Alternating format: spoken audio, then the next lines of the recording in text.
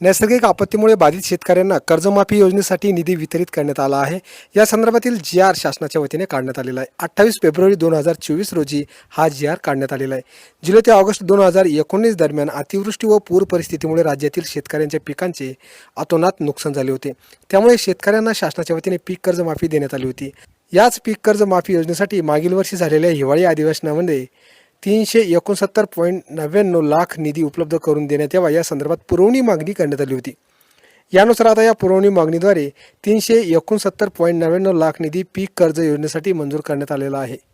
369.99 लाख निधीच्या 70% म्हणजेच 265.99 लाख रुपये एवढा निधी मंजूर करण्यात आला असून लवकरच हा निधी शेतकऱ्यांच्या बँक खात्यामध्ये वर्ग केला जाणार आहे. हा जी.आर. आणि पीक कर्ज माफी योजना संदर्भातील अधिक माहितीसाठी गुगलमध्ये डिजिटल पीक कर्ज माफी निधी असा शब्द टाकून सर्च करा.